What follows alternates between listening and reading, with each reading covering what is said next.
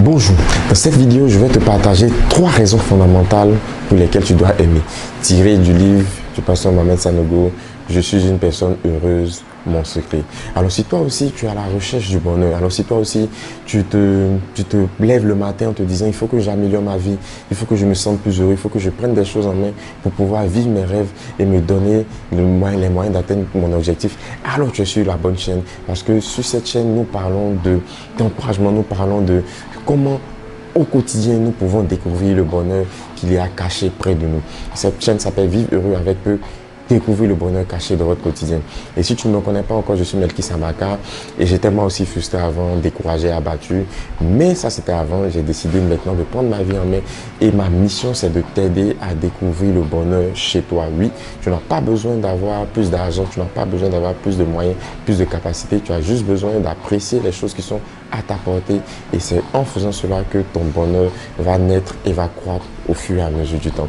Alors, ne manque pas de t'abonner, de partager et nous commençons tout de suite la suite de notre étude sur ce livre très intéressant et je te mettrai en description les précédentes vidéos que nous avons faites pour que tu puisses à chaque fois t'y référer.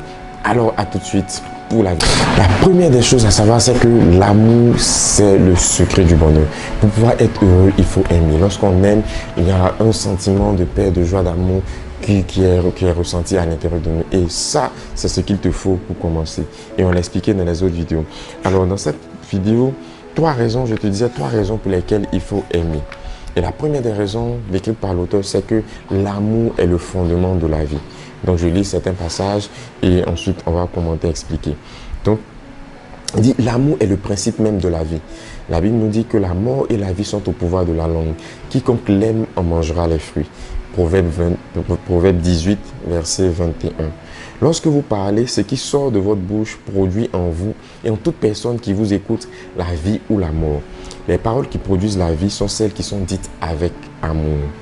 Et c'est tellement vrai en fait, et j'ai même réalisé une vidéo que je mettrai aussi en description sur le pouvoir des paroles valorisantes pour se sentir bien. C'est une expérience que l'entreprise IKEA a réalisée sur deux plantes.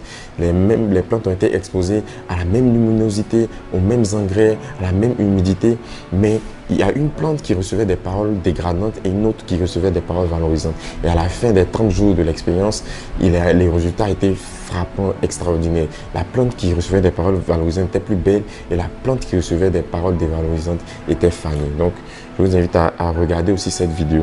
Et c'est tellement vrai parce que lorsque vous regardez en ce moment les différentes vidéos sur la chaîne, ça vous donne du courage. Si vous vous sentez mieux, vous vous sentez encouragé, ça vous donne l'impression que vous pouvez vous aussi vivre le bonheur. C'est réel, je suis quelqu'un de normal comme vous. Voilà, j'ai mes soucis, j'ai mes challenges, mais comment est-ce que j'arrive quand même à pouvoir être épanoui? C'est ce que nous partageons sur cette chaîne et le fait d'écouter ces paroles vous donne de la vie. Il y a la vie en vous qui prend place. Le découragement s'en va et vous commencez à vous sentir mieux, vous commencez à espérer en de nouvelles choses. Donc, la vie, c'est le bonheur et la paix qui vient de Dieu. La vie est en Dieu. 2 personnes peuvent poser les mêmes actes, mais l'une transportera la vie et l'autre non. Vous pouvez aller dans 2 entreprises qui offrent le même service avec un même système hiérarchique, mais quand vous entrez dans l'une, vous ressentez une certaine paix, mais dans l'autre, vous ressentez une oppression ou un malaise.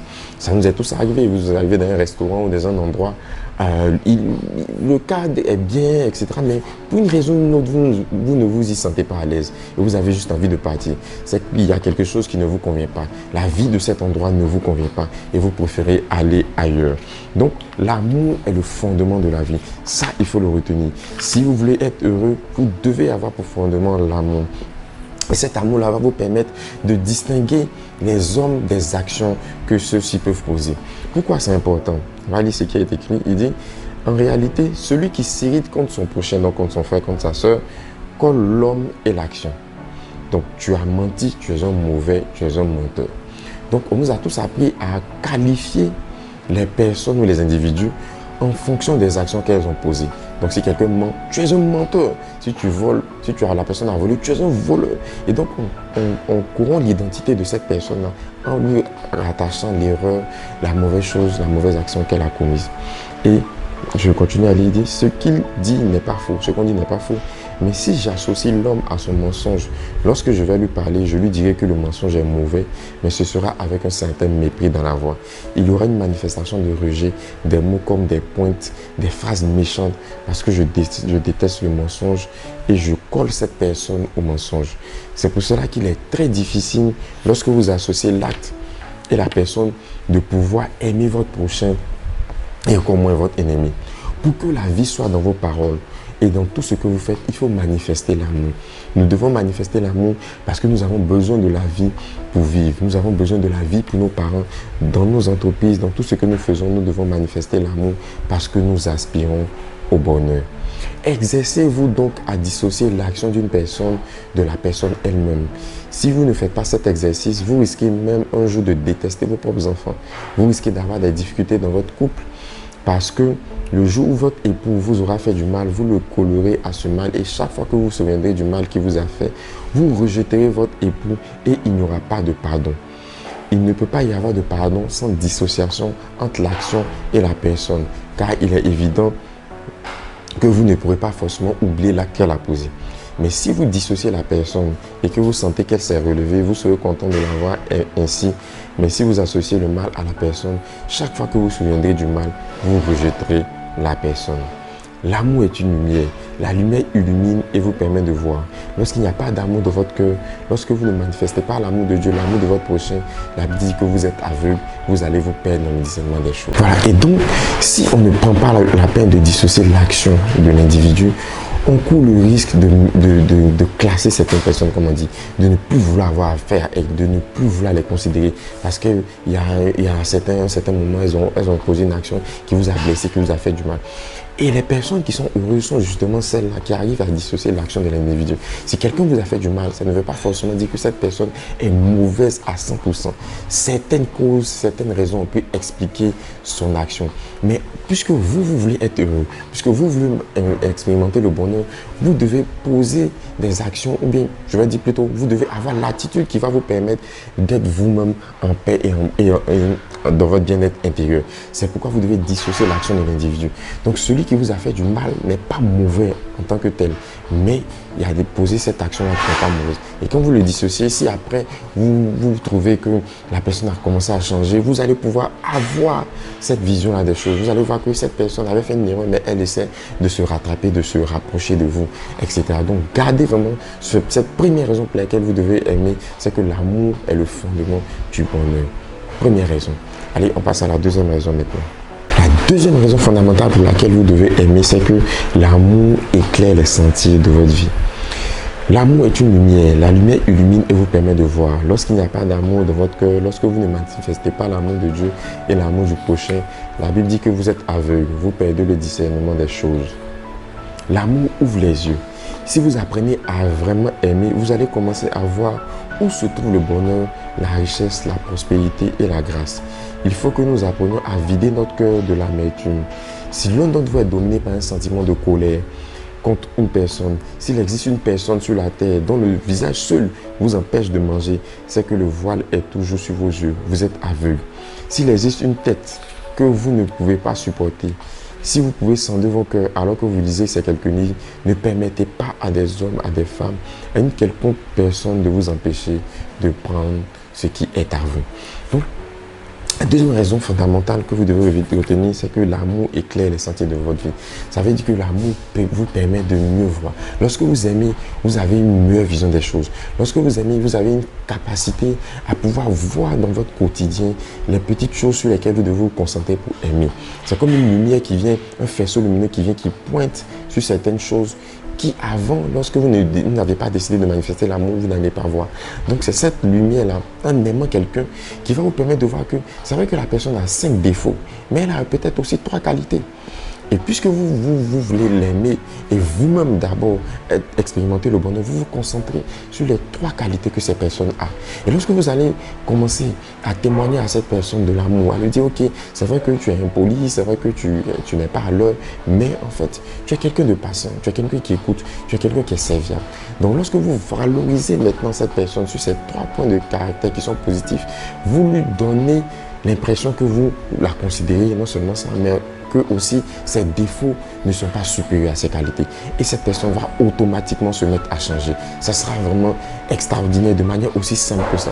Donc c'est l'amour qui vous permet de pouvoir voir cette lumière-là sur ces personnes dans les domaines qui semblaient ne pas être intéressants. Mais vous pouvez voir ces choses parce que vous avez l'amour de votre cœur. Et c'est ce que l'auteur explique. Donc, il continue en disant que si vous avez l'impression que quelqu'un est en compétition avec vous, c'est que vous avez un complexe d'infériorité. Vous manquez d'assurance et ce sentiment d'infériorité est un symptôme du manque d'amour. Donc tous ceux qui ont l'impression d'être tout le temps en concurrence de quelqu'un qui va vous prendre votre place, que ce soit au travail, que ce soit votre époux, que ce soit dans votre mariage, c'est qu'il y a un moment où vous avez manqué d'amour pour vous-même. Aimez-vous tel que vous êtes. Considérez-vous tel que vous êtes. N'attendez pas que des personnes viennent vous valoriser. Considérez-vous vous-même. Ayez de l'amour propre pour vous-même. Et soyez conscient que vous avez de la valeur. Et ça va vous donner de l'assurance. Il continue en disant, comprenez donc bien que l'amour éclaire les sentiers. Quand j'aime, je vois. Si je n'aime pas, si je déteste quelqu'un, je mets un voile sur mes yeux et je ne perçois plus mon futur. Je n'arrive plus à voir les chemins que Dieu a tracés dans mon cœur.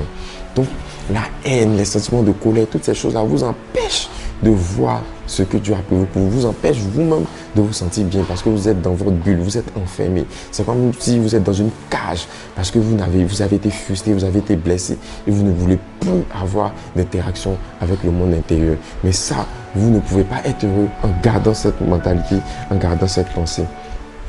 Et il continue de dire que nous devons apprendre à pouvoir être quelqu'un qui a besoin d'aimer et qui sait qu'il doit aimer comme condition indispensable pour pouvoir se sentir bien.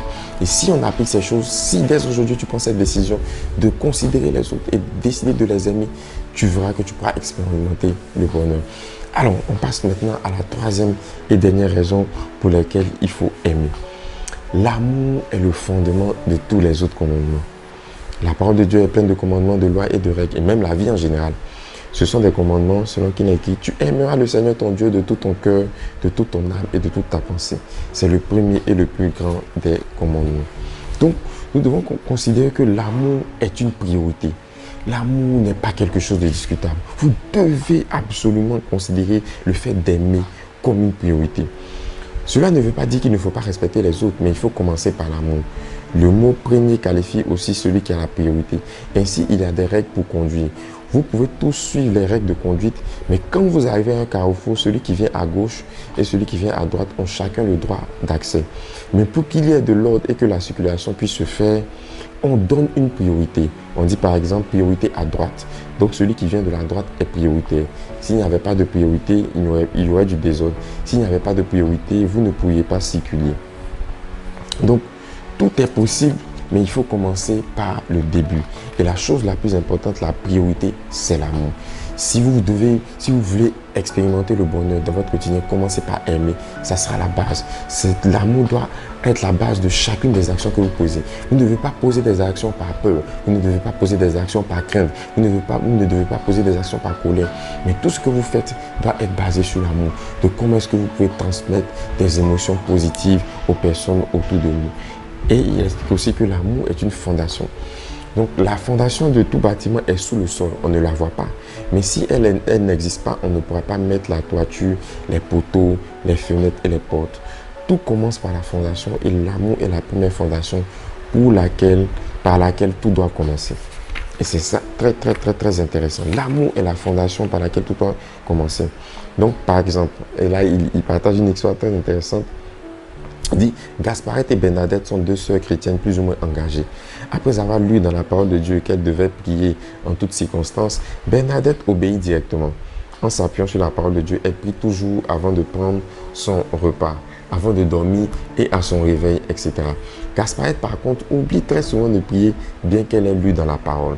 C'est souvent au milieu de son repas qu'elle se souvient qu'elle n'a pas rendu grâce à Dieu. Elle se souvient toujours après coup qu'elle n'a pas prié avant de s'endormir ou à son réveil.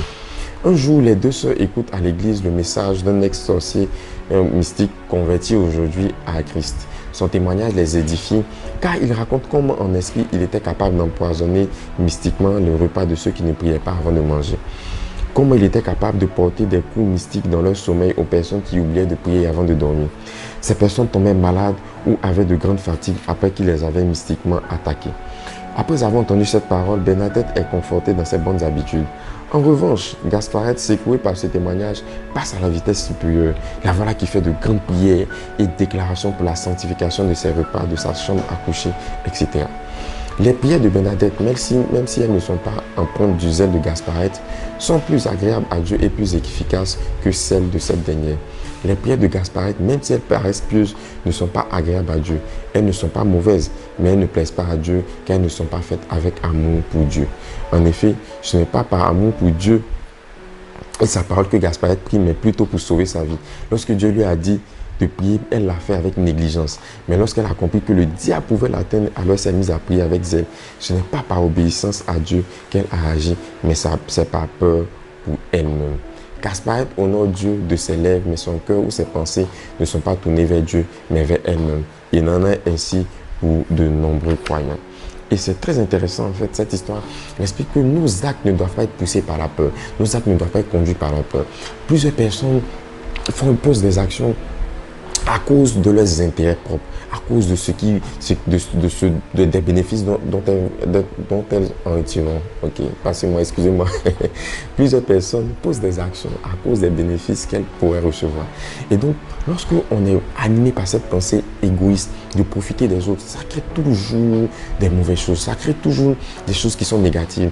Pourquoi? Parce qu'on ne cherche pas l'intérêt, le bonheur de celui qui est en face de nous. On pense à nous, on est recentré sur nous-mêmes. Et ça crée de mauvaises dispositions, ça crée de mauvaises choses. Et l'appât du gain, l'appât de l'égoïsme, des choses individuelles produisent toujours de mauvaises choses à l'intérieur de nous. C'est pourquoi une personne qui veut être heureuse doit pouvoir tourner son regard vers le besoin de ses frères, vers le besoin de ses soeurs, des personnes autour d'elle. Et c'est ça qui doit animer tes actions. Ce n'est pas l'intérêt personnel toujours, tout le temps, tout le temps. C'est vrai qu'il faut prendre soin de soi-même, penser à soi, mais ça ne doit pas être je regarde mon nombril, voilà, je suis le centre du monde, tout doit passer par moi. Non, tu vis en communauté, tu vis avec des personnes autour de toi. Prends la peine de t'enquérir de leur situation, prends la peine de savoir ce qu'elles vivent, ce qu'elles ressentent, ce qu'elles pensent. Et c'est ainsi que toi-même, tu pourras aussi trouver le bonheur. Donc, l'auteur dit, lorsque nous jugeons notre cœur, est-ce que nous ne sentons pas en nous la méchanceté?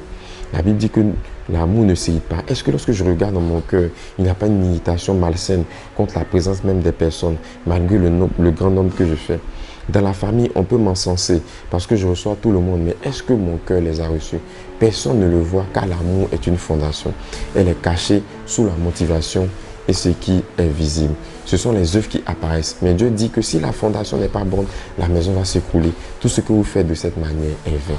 Donc gardez en tête que l'amour doit être la fondation de ce que vous faites. Prenez le temps de vous poser cette question. Je veux accomplir telle chose, je veux faire telle chose. J'ai un projet de faire ceci, de faire cela. Quelle est la fondation? Est-ce que c'est par amour? Est-ce que c'est par amour pour les autres? Est-ce que c'est par amour pour moi, mais aussi pour me sentir bien? Ou c'est simplement par égoïsme? L'égoïsme est différent. L'amour de soi est différent de l'égoïsme. L'amour de soi t'aide à pouvoir te valoriser, te reconsidérer, toi-même travailler sur ta propre estime. Mais l'égoïsme, c'est qu'est-ce que je peux retirer moi des autres, toujours profiter, toujours moi, toujours moi, toujours moi. Ces choses sont à bannir carrément de nos vies. Alors si vous voulez être une personne qui vit heureuse, selon ce magnifique bouquin que je vous recommande, si vous pouvez l'avoir, achetez-le, il est disponible sur Amazon ou dans les librairies de l'église Vase d'Honneur du pasteur Manuel Sanogo. Ça va vous faire du bien. Et si vous voulez continuer à être une personne heureuse, continuez à suivre la vidéo. Nous allons partager dans les autres vidéos certaines choses encore très intéressantes. Alors, je vous dis à très bientôt. Likez, partagez et souvenez-vous, vous pouvez être heureux là où vous êtes. Ça dépend de vous, le bonheur caché de votre quotidien.